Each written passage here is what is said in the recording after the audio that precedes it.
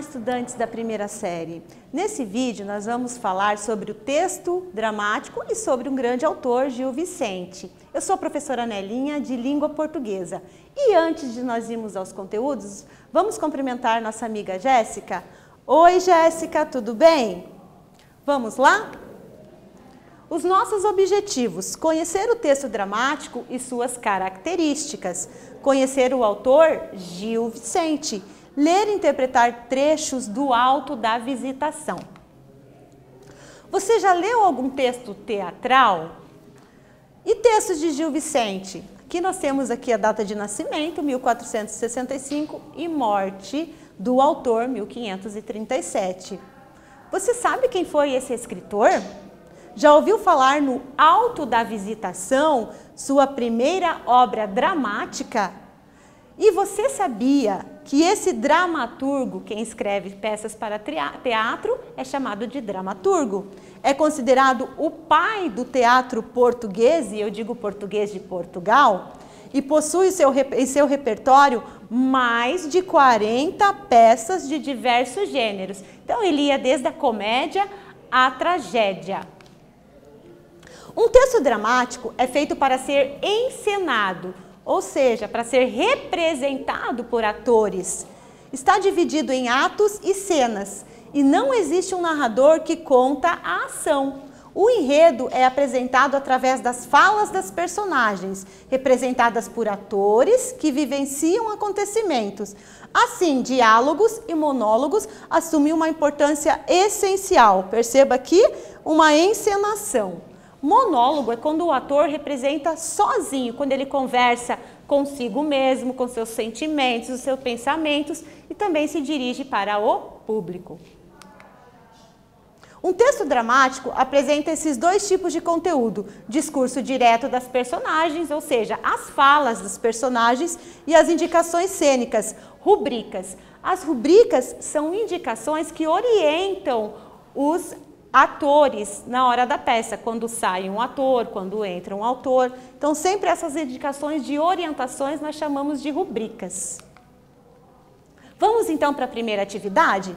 Você já teve a oportunidade de ir ao teatro para assistir alguma peça? Ou se recorda de ter assistido peças teatrais que foram produzidas em forma de filme? Então pensa um pouquinho, mas antes disso eu gostaria que vocês dessem uma olhada nessa imagem. Aqui é o Teatro Guaíra de Curitiba. Quem não conhece de outra cidade, tem a oportunidade de vir, conheça. É uma obra muito bonita, é um dos maiores teatros da América Latina. Então vamos pensar um pouquinho sobre essa atividade? Eu volto já para conversarmos sobre a resposta.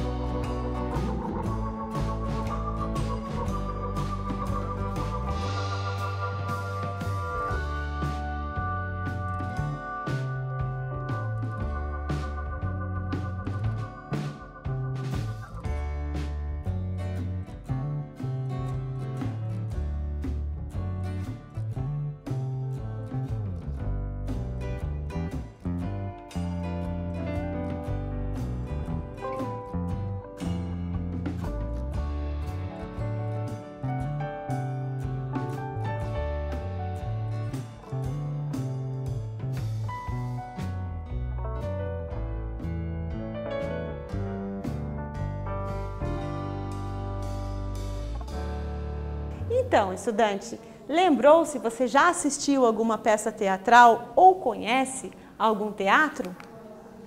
Bom, quem ainda não teve oportunidade, não tive oportunidade de ir ao teatro, mas já assisti o Alto da Compadecida na televisão. Essa peça aqui, esse filme, né, ficou muito famoso, de Ariano Suassuna, também com alguns atores famosos. Era um texto, um Alto, né, da Compadecida, um texto criado para o teatro e foi ali produzido como filme. Quem não assistiu, assista, vale a pena. Vamos ver aqui o Alto da Visitação de Gil Vicente, apresentado pela primeira vez em 1502.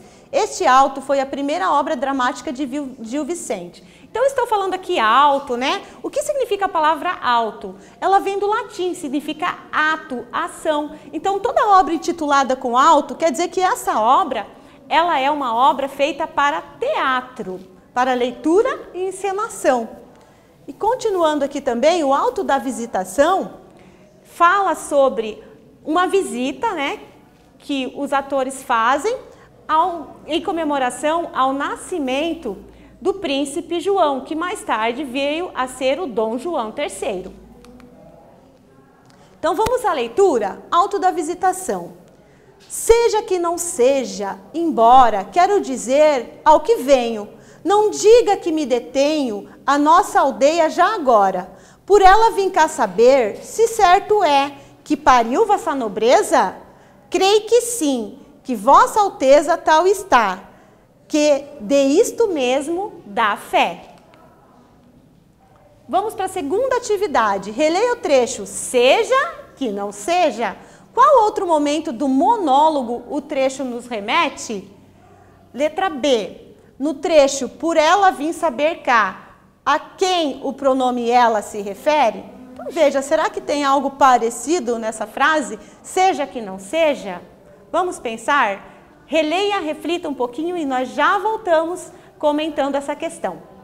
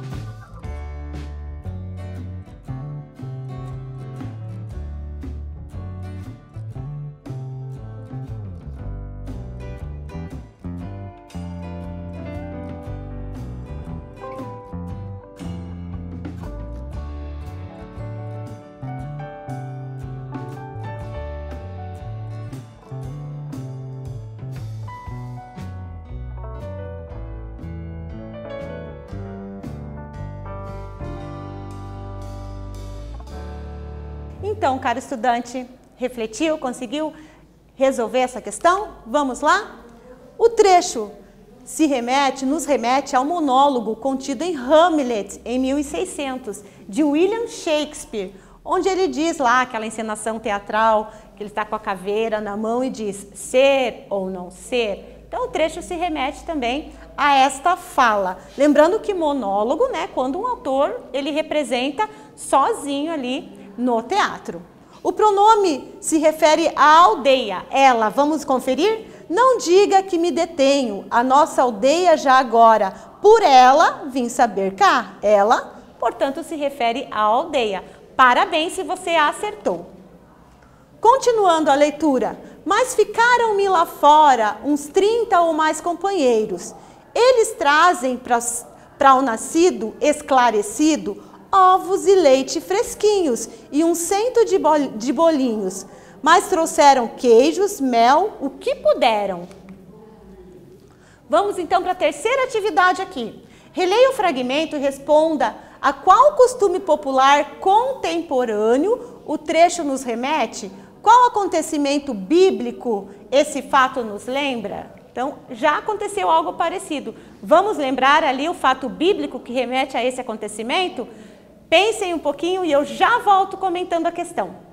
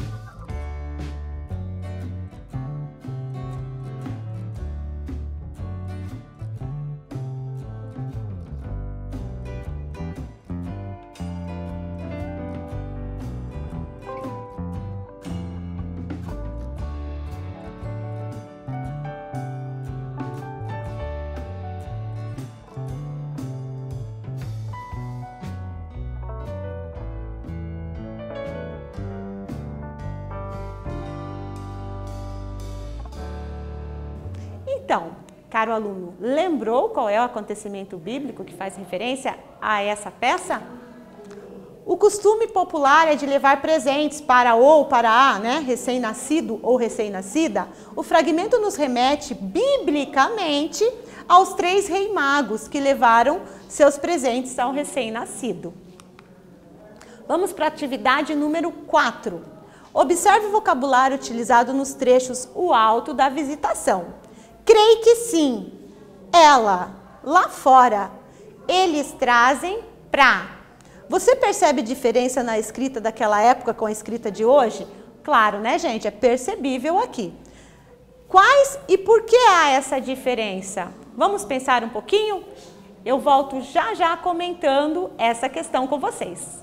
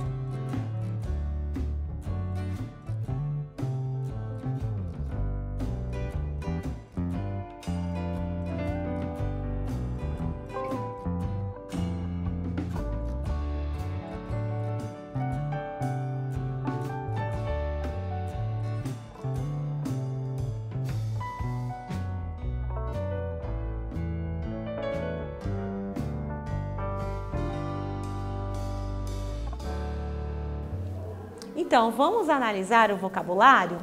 Perceba que é possível perceber a variação linguística da língua portuguesa ao longo do tempo. Existem palavras que ao longo do tempo, até na língua portuguesa, da nossa língua brasileira, também elas vão variando de acordo com o tempo. A língua se transforma, se reinventa de acordo com o uso. Algumas alterações ocorrem sem que nos demos conta.